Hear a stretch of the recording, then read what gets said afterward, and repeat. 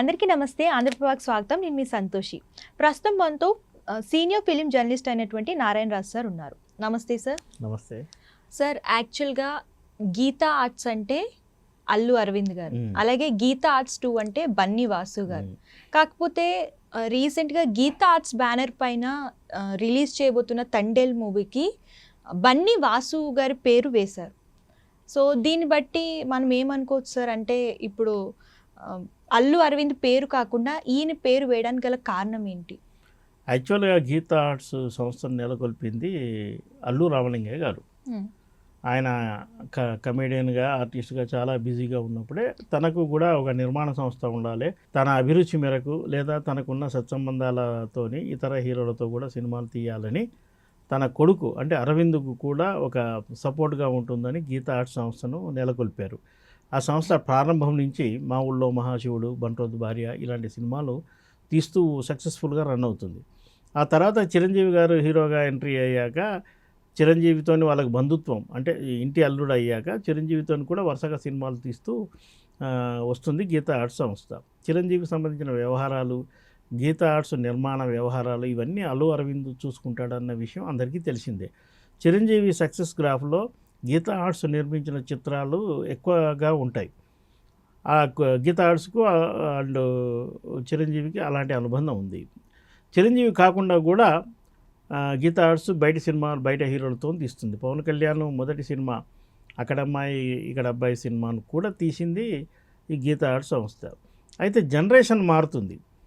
ఒక వైపు అల్లు అరవింద్ వరుసగా సినిమాలు తీస్తూ వస్తున్నాడు. తన కొడుకు వచ్చాక అల్లు అర్జున్తో కూడా తీస్తున్నాడు. ఇతర హీరోలతో కూడా ఆయన ప్లాన్ చేశాడు. అంటే ఇప్పుడు 100%లో నాగ చైతన్యతో తీశాడు.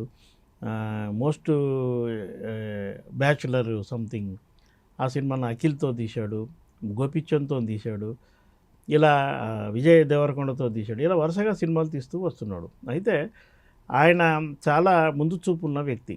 తన తర్వాత ప్రొడక్షన్ హౌస్లో ఎవరు అంటే వాళ్ళకు అత్యంత నమ్మకమైన వ్యక్తి బన్నీవాసు.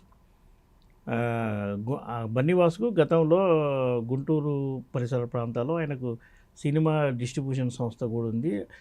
ఆ ద్వారా అనేక సినిమాలు పంపిణీ చేసి సక్సెస్ కూడా సాధించాడు. అతను అల్లు అర్జున్కు మంచి ఫాలోవరు. అల్లు అర్జున్కు దగ్గర అయ్యాడు. ఆ తర్వాత అల్లు అర్జున్ ఇంట్లో అందరూ బన్నీ అంటారుగా, తన పేరును బన్నీవాసుగా మార్చుకున్నాడు. అంటే అంత అభిమానిస్తాడు. పైగా అల్లు అరవింద్ కుటుంబంలో ఆయన అత్యంత నమ్మకమైన వ్యక్తి. అతన్ని కూడా ప్రమోట్ చేసేందుకు కొన్ని సినిమాలకు బన్నీవాసు సేవల్ని అల్లు అరవింద్ గారు ఉపయోగించుకున్నారు. సినిమా ప్రొడక్షన్లో మెళకువలు ఆయనకు నేర్పారు. ఇండివిజువల్గా సినిమాలు తీసే విధంగా తర్ఫీదు ఇచ్చారు. ఈ టైంలో జనరేషన్ మారినప్పుడు అంటే కొత్త తరం హీరోలు వచ్చినప్పుడు పాత తరం నిర్మాతలు కొంత తెర వెనక్కి కాక తప్పదు. ప్రొడక్షన్ వ్యవహారాల్లో వాళ్ళ ఇన్వాల్వ్మెంట్ ఉన్న కథల ఎంపికలో, ఆర్టిస్టుల ఎంపికలో వాళ్ళ వ్యవహారం ఈ తరానికి పనికిరాదు. అందువల్ల తన తర్వాత ఈ సంస్థను ముందుకు తీసుకెళ్లే విధంగా బన్నీవాసుకు కొంత మేరకు బాధ్యతలు అప్పచెప్పి ఉంటారు. అయితే తండేలకు నిర్మాతగా బన్నీవాసు పేరు వేసిన సమర్పణ మాత్రం అల్లు అరవిందే. మనకు ఎక్కడ ప్రచారంలో చూసినా మనకు అల్లు అరవిందే కనిపిస్తున్నాడు. సాంకేతికంగా నిర్మాతగా బన్నీవాసు పేరు మాత్రమే పడింది.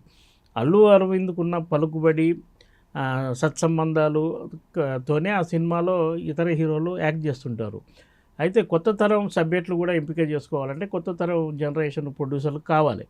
దానికి సరైన వ్యక్తిగా బన్నీవాసును వాళ్ళు భావించారు. అతన్ని ఇంటి మనిషిలాగే మనం పేర్కోవాలి. అరవింద్ గారికి 3 అబ్బాయిలైనా ఈవిడ 4వ అబ్బాయిలా మనం భావించవచ్చు. దీనిలో ప్రత్యేకంగా చూడాల్సిన అవసరం లేదు. బన్నీవాసుకు టెక్నికల్గా అప్పచెప్పినా పూర్తి కళ్యాణాలు మాత్రం అల్లు అరవింద్ చేతిలోనే ఉంటాయి. ఓకే. చాలామంది అంటున్నారు ఫ్యూచర్లో మనం అల్లు అరవింద్ గారిని నిర్మాతగా చూడలేమని అంటున్నారు. సో ఇందులో ఎంతవరకు నిజం ఉంది సార్? అల్లు అరవింద్ ఏదో స్క్రీన్ మీద అద్భుతంగా నటిస్తాడు, ఇక రిటైర్మెంట్ అవుతుండంటే మనం బాధపడాలి. ఆయన తెర వెనుక వ్యక్తి ఎప్పుడైనా ప్రొడక్షన్ హౌస్లో ఉంటాడు. ఇప్పుడు బన్నీవాసు కావచ్చు, గీతా ఆర్ట్స్కు సంబంధించి మరే ఇతరుల ఎవరైనా సరే అల్లు అరవింద్ గారి పర్యవేక్షణలోనే వ్యవహారాలు జరుగుతాయి. ఆయన అనుభవం, వాళ్ళకు సలహాలు, పాఠాలు కూడా. ఆయన నిర్మాతగా పేరు వేసుకున్నంత మాత్రాన ఆయన తెరమరుగైనట్టు కాదు. పైగా ఆయనకు ఇతర వ్యాపకాలు ఏమీ లేవు. సినిమానే ఆయన వ్యాపారం. అల్లు అర్జున్ ఇండివిజువల్గా తను బాటలో తను పయనిస్తూ సక్సెస్ఫుల్గా రన్ అవుతున్నాడు. కాబట్టి అక్కడ ఏమీ ఇబ్బంది లేదు. కానీ గీతా ఆర్ట్స్ సంస్థను నిలుపుకోవాలి, కొత్త వాళ్ళకి అవకాశాలు ఇవ్వాలి, కొత్త హీరోలతో సినిమాలు తీయాలి. అంటే ఆ తెర వెనుక ఒక పెద్ద మనిషిగా ఉంటాడు. నిర్మాతగా పేరు వేసుకున్నంత మాత్రాన ఆయన ప్రభావం గీతా ఆర్ట్స్ నుంచి పోతుందనుకోవడం తప్పు. ఎందుకంటే గీతా ఆర్ట్స్ అనే సంస్థకు ఆయన సోల్ ప్రొపరేటర్, ఆయనే ప్రొపరేటర్, అల్లు రామలింగయ్య గారి వారసుడు, ఆయనే హక్కుదారు, అంతే తప్ప బయట వాళ్ళు కాదు. So thank you sir, Thank you. మంచి ఇన్ఫర్మేషన్ ఇచ్చారు.